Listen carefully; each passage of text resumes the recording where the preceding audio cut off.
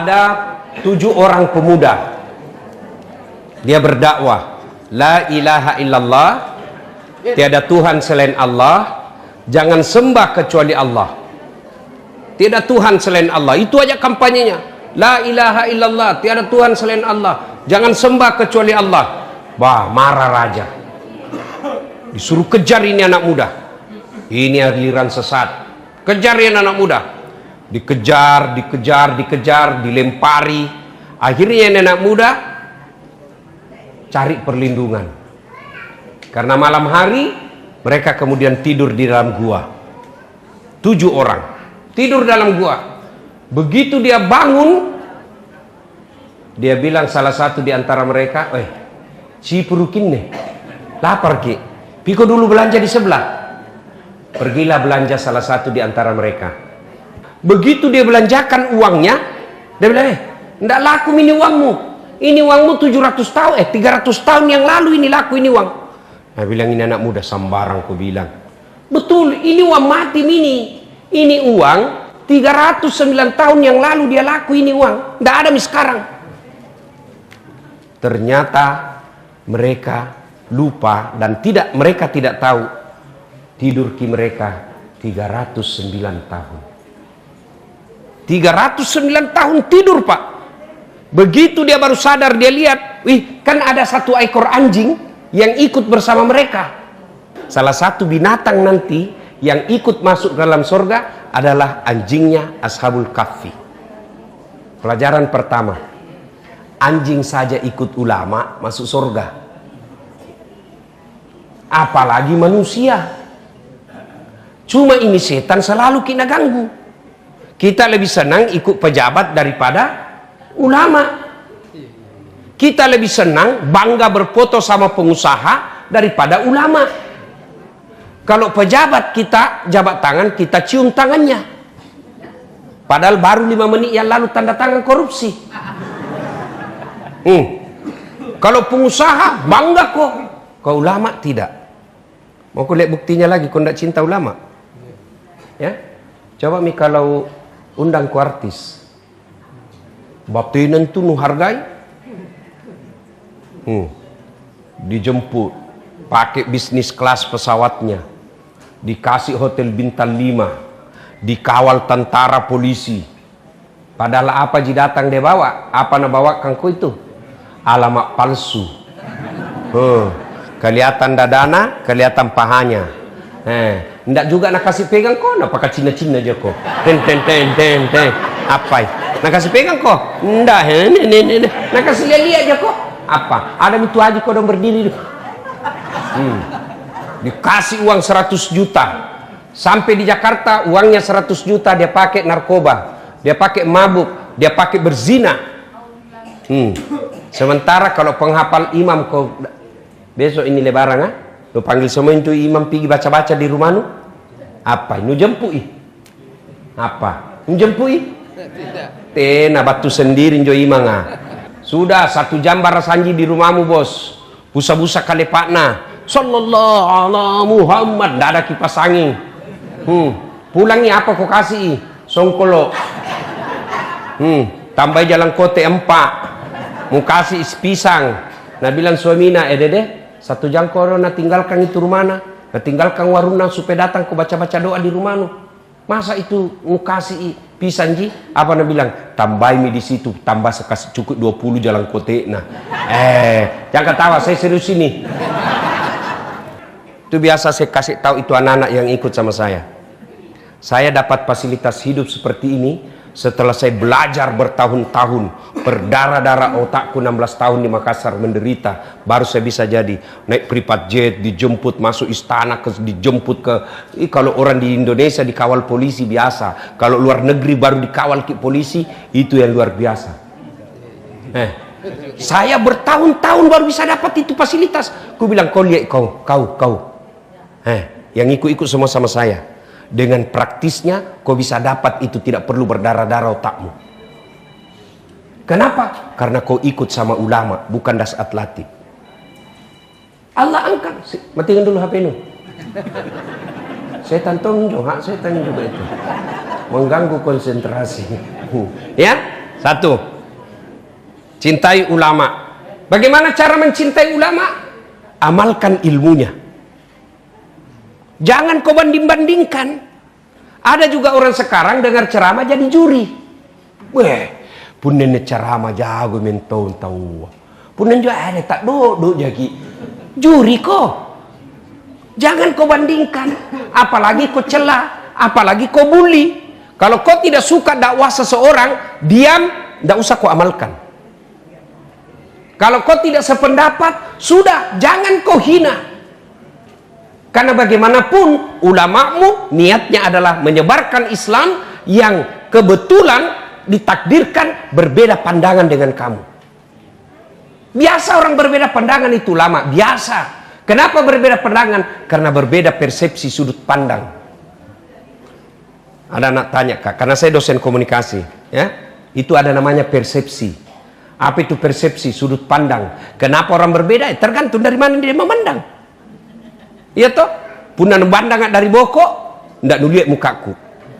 Iya toh, salahkah kau bilang ndak ada muka? Nah tidak, tapi ndak naliaki. Muliakah dari depan? Ndak ada pantakku. Salahkah kalau dia bilang ndak ada pantaknya? Tidak, ndak naliaki. Jadi kalau ada orang berpendapat tidak sesuai, oh berarti ndak naliak yang saya tahu. Contoh, supaya gampang kita mengerti. Contoh ya. Kalau saya bilang saya tidak makan, apa artinya? Hah? Lapar. Apa lagi? Hah? Puasa. Apa lagi? Kenyang. Apa lagi? Alergi. Apa lagi? Caruk. Coba. Dengar nih. Nah, baru satu kalimat, saya tidak makan. Ada yang bilang lapar. Ada yang bilang kenyang. Ada bilang alergi, ada bilang caruk, ada bilang puasa, ada bilang tidak suka, ada bilang haram. Baru satu kalimat sudah berapa sudut pandang yang masuk. Begitu juga hadis yang diterima. Hadis yang diterima dalam bentuk kalimat, tidak ada fotonya, tidak ada videonya, tidak ada tutorialnya. Maka kita berbeda pendapat. Kenapa? Satu lihat dari sini, satu lihat dari sini, satu lihat dari atas, satu dari depan, berbeda. Maka yang baik, terima perbedaan. Lakukan yang kamu yakini, jangan kau salahkan pendapatnya orang. Itu yang paling hebat. Ini kita ini anak-anak baru belajar agama, di medsos itu pun kecur. Misalnya saya kasih kau contoh yang paling banyak ribut sekarang, potong kuku. Dilarang potong kuku. Potong kuku na persoalkan tidak puasa. Nah itu lebih penting itu puasa daripada potong kuku. Potong kuku bukan haram. Itu pun persepsi ulama. Ada yang mengatakan potong kuku adalah binatang yang mau dipotong. Ada juga yang mengatakan orang yang mau berkurban. Bayangkan kalau kau mau berkurban, 2 bulan yang lalu kau lupa potong kuku. Nah sekarang mau kau lebaran, sunnah rapi, nggak lu potong nih. Maka ulama katakan Allah mencintai kerapian, rapinya potongi. Mau kau potong silakan, tidak mau potong silakan, jangan mau kau ribut. Sibui mempersoalkan potong kuku, dan tidak ada korbanmu. Sibui persoalkan potong kuku, nah tidak ada kambingmu. Sibui mengatakan saya tidak mampu, tapi rokoknya 2 bungkus 1 hari. Ini aslinya beleng-beleng. Iya. Jadi ketika kau mendapatkan ulama, kau boleh tidak setuju dengan pendapatnya, jangan hina. Ikuti yang Anda yakini tanpa menyalahkan orang lain. Saya kasih lagi contoh. Contoh takbir. Kan ada itu hadisnya Nabi bilang, saya melihat Nabi takbir sejajar dengan bahunya. Mana yang dibilang sejajar dengan bahu? Kan tidak ada gambarnya, tidak ada videonya. Beda kalau beli ke elektronik kan ada tutorialnya, ada caranya pasang ini. Kalau ini hadis kan tidak ada. Apa yang dimaksud sejajar dengan bahu? Pertama begini takbirnya, Allahu Akbar. Ya kan? Kenapa sejajar? Karena cinik dari depannya. Ini. Yang kedua Allahu Akbar. Kenapa sejajar? Nah cinik batu rate ki. Ada tong yang tidak sampai begini je. Allah. Ada begini. Begini pertama. Allahu Akbar. Ada hadisnya. Allahu Akbar. Ada hadisnya. Ada tong yang begini. Allahu Akbar. Biar nih. Ada tong yang terlewat. Allah. Jangan kau ganggu orang. Lakukan yang kamu lakukan. Ada juga itu. Selesai Allahu Akbar. Kan macam-macam posisi tangan. Ada yang begini. Ada toh? Ada yang tengah-tengah begini. Ada juga yang begini. Ada juga di sini. Perlu misi nenek-nenek kah? Apa sih nenek-nenek? Apa nenek? Ribuna. Bukan dibawa sekali, dibawa na pusat. Bukan dibawa na lagi. Nah, yang ada juga begini. Ini Syiah, Iran, umumnya begini. Mau kau begini silakan. Mau kau begini silakan. Mau kau begini. Yang tidak boleh kalau kau pakai semua. Allah. Pasti salah dia sekali. Jelas ya? Pelajaran pertama dari kisah tadi, ikuti ulama. Kisah berikutnya. Ya. La ilaha illallah. Tidak Tuhan selain Allah. Jangan sembah kecuali Allah. Ibrahim Rasulullah. Marah Raja Namrud. Ini Ibrahim mengganggu stabilitas akidah ketuhanan negara. Ibrahim, la ilaha illallah, tiada Tuhan selain Allah, jangan sembah kecuali Allah. Marah Raja Namrud. Ibrahim ini bapaknya namanya Azar. Ibrahim menjadi nabi. Ya, kemudian pergi berburu. Raja Namrud pergi berburu. Ibrahim masui di gedung sesembahannya Raja Namrud. Kayak tong kita kira-kira sekarang masjid. Masui rumah ibadahnya Namrud. Banyak patung di situ. Ada patung kecil, ada patung besar, ada paling besar. Ibrahim ambak semua itu patung-patung. Hancurkan semua itu patung-patung kecil. Sisa satu yang paling besar. Itu patung besar begini tangannya. Itu Ibrahim ambil ke itu kampak wase, gantungi di tangannya. Pulang Namrud berburu, pergi di rumah ibadahnya, kaget ki. Ngapain tersimbung semua Tuhan kah? Tuhannya tersimbung itu. Wah, ada ini subversif, ada yang melakukan teroris. Cari, sebar intel. Ketemu, ternyata Ibrahim pelakunya. Tangkap, adili Ibrahim. Ibrahim, menurut intel, kamu yang hancurkan berhala-berhala kami. Saya bilang, Ibrahim, siapa bilang? Banyak tuh bicaramu kau. Siapa bilang? Intel. Bohong, bukan saya. Ibrahim berdiri dan dia tunjuk itu patung besar yang pegang kampak. Nah bilang, bukan saya, ini. Ininya menunjuk dirinya, tangannya menunjuk patung. Ini orang Bugis bilang bele-bele tolise. Betul tahu. Nah bilang, bukan saya, ini. Ininya bentuk dirinya, kata ini bentuk dirinya meskipun dia tunjuk patung. Nah, ringkas kisah. Kata Ibrahim, bukan saya. Akhirnya Namrud, pokoknya kamu. Keputusan Ibrahim dibakar secara hidup-hidup di lapangan. Nah, kemudian api yang sangat besar, kira-kira seperti lapangan di depan, tidak bisa Ibrahim dilempar. Dibikinnya patte. Tahu patte? Tahu patte? Ketapel. Tahu maki patte tuh? Dulu kupakai dulu biasa kalau kita pergi curi mangga dulu di kampung. Patte. Dibikinkan ketapel, dikasih masuk Ibrahim, tarik, lepas, jatuh di tengah-tengah. Ibrahim, adik-adik, kalau orang dibakar dalam api yang sangat besar, bisa hidup apa tidak? Bapak-bapak bisa hidup atau tidak? Tidak mungkin kata hukum fisika. Tapi kata Allah dalam Quran, api dingin kau, selamatkan Ibrahim. Akhirnya apa? Api yang sangat besar menyala-nyala itu berubah wujud merah tapi dingin. Ibrahim selamat. Titik. Hikmah berikutnya. Tidak boleh orang berkata, kalau bapaknya perampok, perampok ini juga itu anaknya. Tidak. Ibrahim, bapaknya penyembah berhala, tapi anaknya menjadi nabi. Hidayah.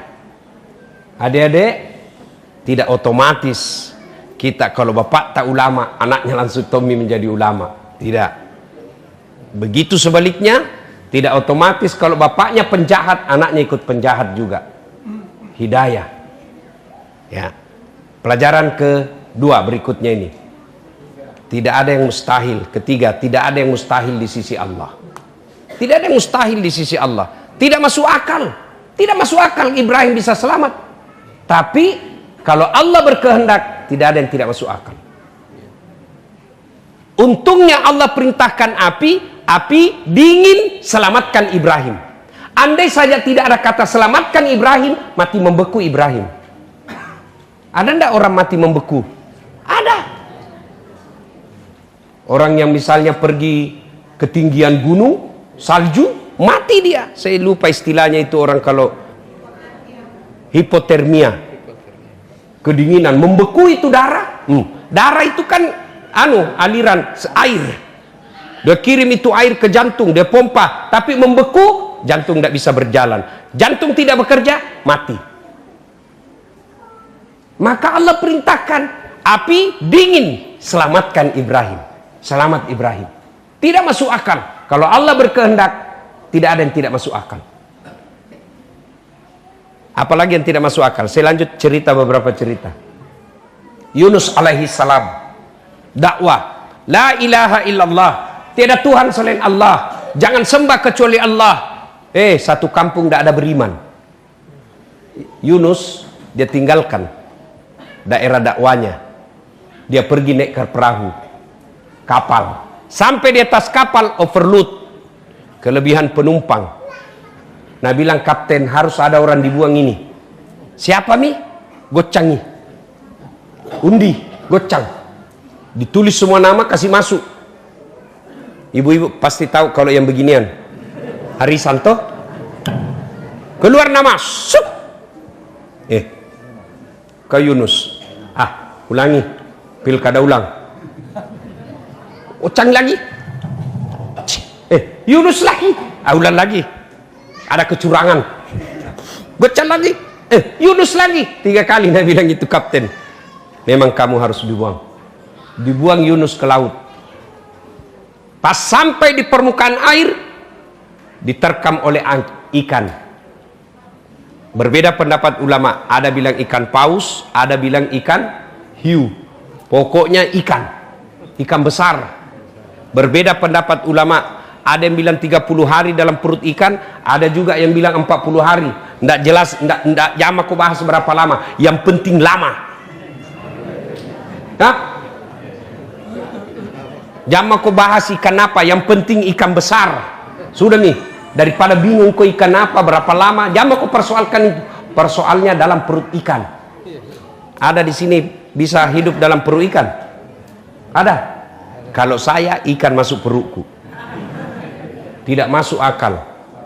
Yunus bisa dalam ikan. Ketika itu Yunus mengucapkan, memuji Allah sambil bertobat. La ilaha illa anta subhanaka inni kuntu minadz zalimin. La ilaha, tiada Tuhan illa kecuali anta, engkau ya Allah, subhanaka, maha suci engkau ya Allah, inni sesungguhnya saya kuntu minadz zalimin, telah menzalimi diri saya sendiri. Ini baca kalau bapak punya masalah besar. Ini diajarkan Allah kepada Yunus. Kalau ada masalah, ada urusan, ada hajat besar, baca ini. La ilaha illa anta subhanaka inni kuntu minadz zalimin. Ulang-ulang. Akhirnya apa? Yunus muntah itu ikan. keluar bisa hidup. Tidak masuk di akal manusia bisa hidup dalam perut ikan. Tapi kalau Allah berkehendak, tidak masuk akal. Yunus. Ada lagi perempuan suci, tidak pernah disentuh laki-laki. Siti Maryam hamil, semua orang gosip sama dia. Bagaimana caranya Maryam? Nah, keluargamu, keturunanmu orang baik-baik, kenapa kau bisa hamil tidak ada suamimu? Allah tidak bilang, Maryam balas kau, Maryam jelaskan kau. Tidak, Allah cuma bilang, Maryam jangan kau bati-bati, duduk kau saja di situ sanjar-sanjar makan kue. Ada saatnya perlu kita ngomong, ada saatnya perlu kita diam. Kalau orang dengki, benci sama kamu, jangan kau komentari. Biar apa kau bilang, tidak masuk di akalnya. Begitu juga istrimu kalau ngomel nih, kalau nak bilang pokoknya, jangan kau bicara. Tidak masuk di akalnya itu. Diam kau saja, biar kau jelaskan, tidak masuk di akalnya. Lebih kau diam daripada habis energi, tambah banyak nak bahas, diam. Apalagi kalau pensiun kok, lebih baik tanami perasaanmu. Baru kita itu laki-laki bedek kalau pensiun maki, nah di atas 60 tahun, 60, 70 tahun, itu istri tak anggap maki suami. Nak anggap ki seperti anaknya. Nak bilang, sudah mau makan bapakmu? Ikan, bukan suami kalau nak kasih begitu ki. Keluar, apa kau makan di luar tadi? Nah kira maki anaknya pak. Nah bayangkan dirinya semua ini mama-mama tuh. Ini semua ini. Jangan kasih begitu suami ibu, dosa besar ki itu. Setengah mati waktu nak aktif kasihan carikan ki uang. Pas pensiun kita tidak hormati. Sampai ada yang kasih yang itu dia bilang, capek mau kuliah urus kak. Selama saya pensiun ini tidak ada kuliah baikku. Capek sekali mau urus kak. Racun mak saja cepat. Supaya cepat kak mati. Tidak bisa mau kuliah urus kak. Racun mak sekalian deh. Jangan kasih begitu bapak-bapak. Kita juga pak, kalau istri tak mengomel, lebih diam. Tidak ada gunanya. Itu dijelaskan dalam Quran. Siti Maryam kan digosipin satu kampung. Kenapa kau bisa? Allah tidak bilang kau jelaskan. Allah yang punya urusan. Tidak. Allah bilang Maryam, biar kau jelaskan tidak masuk akalnya. Diam kau saja. Itu tidak semua mesti kita komentari. Pakai mini ilmu pak. Kalau marah cerita ilmunya Siti Maryam pakai. Paling aman itu. Kalau saya nak mengamu istriku, ku pelui. Baru ku menyanyi. Insaflah wahai manusia.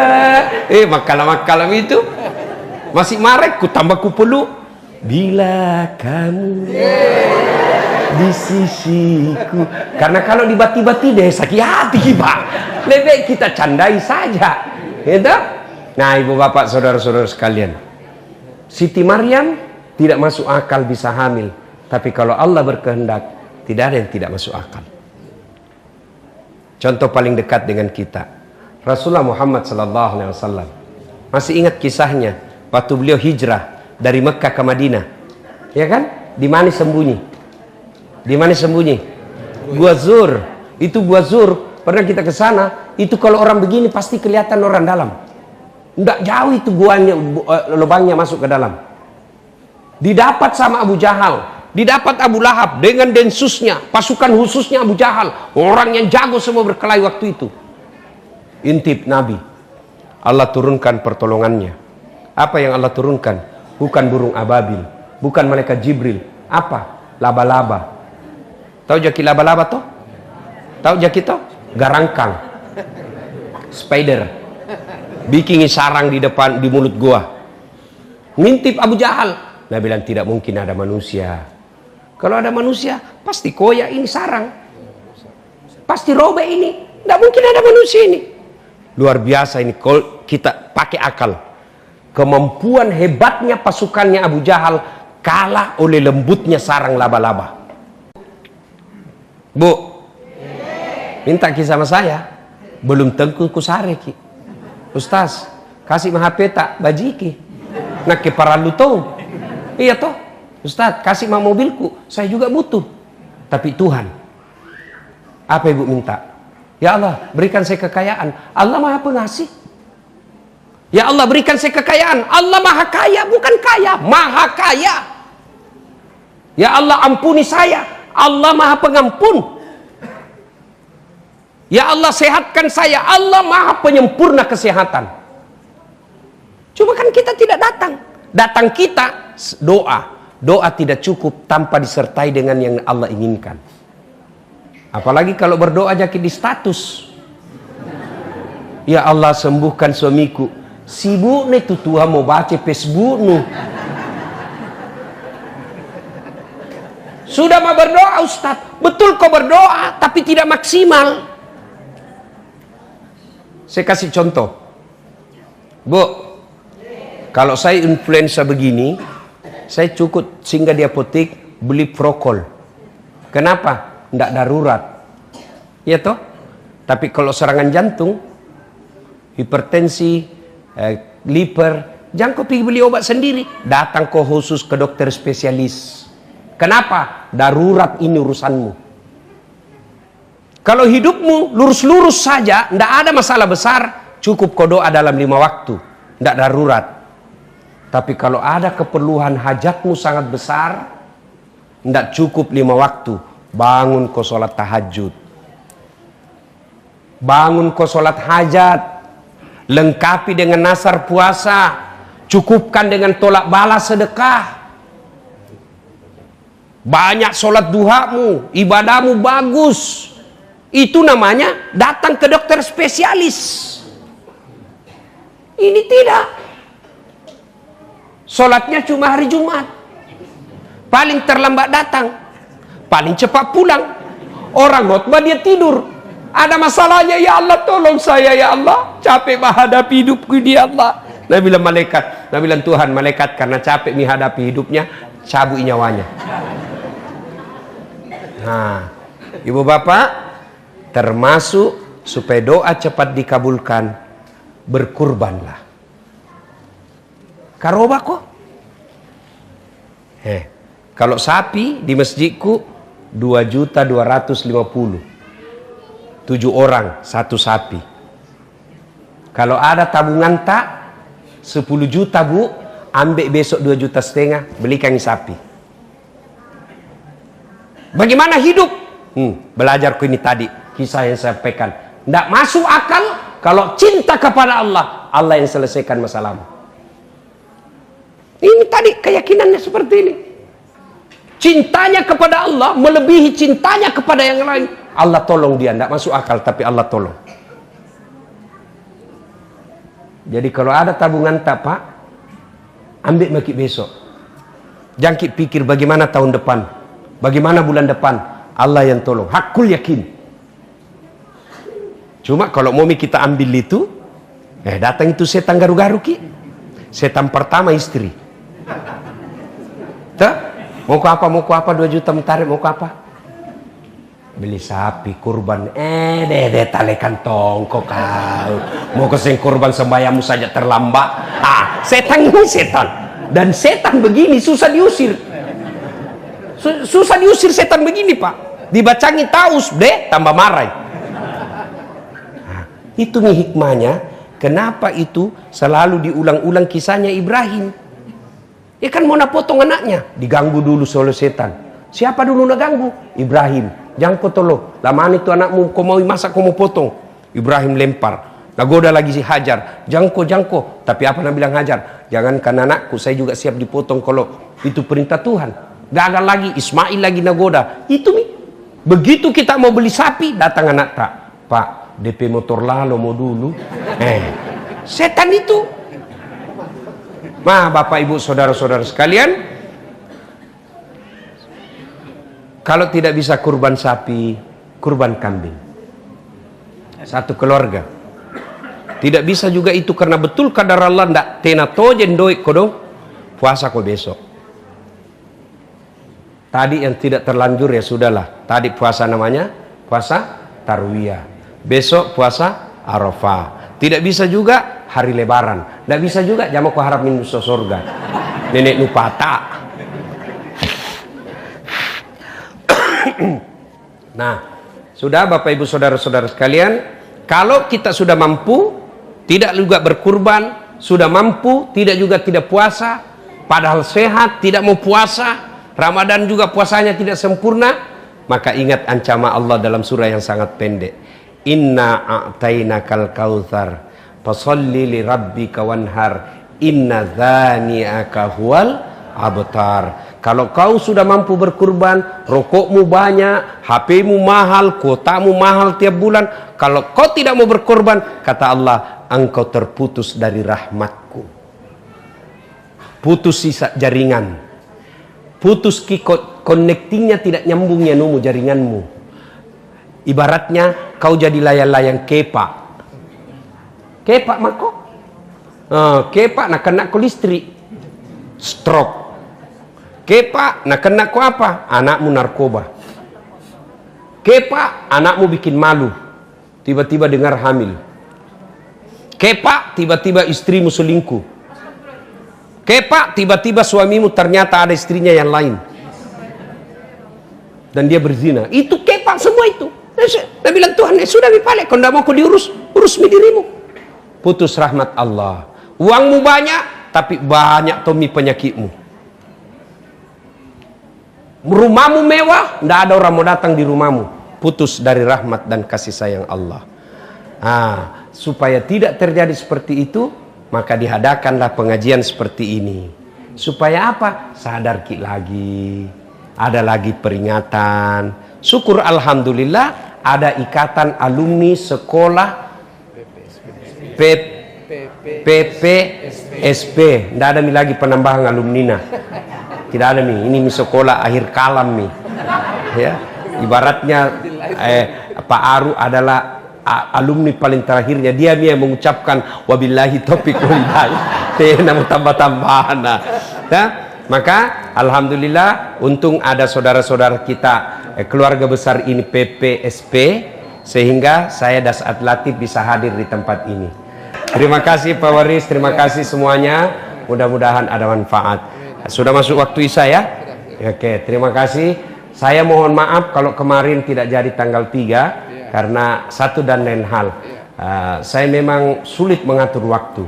Saya janji insya Allah kalau masih kita undang Kak, saya datang lagi. Insya Allah ya. Apalagi ada bunga bonsai di sini. Ya. Terima kasih. Usikum wa nafsi bitaqwallah fastabiqul khairat. Assalamualaikum warahmatullahi wabarakatuh.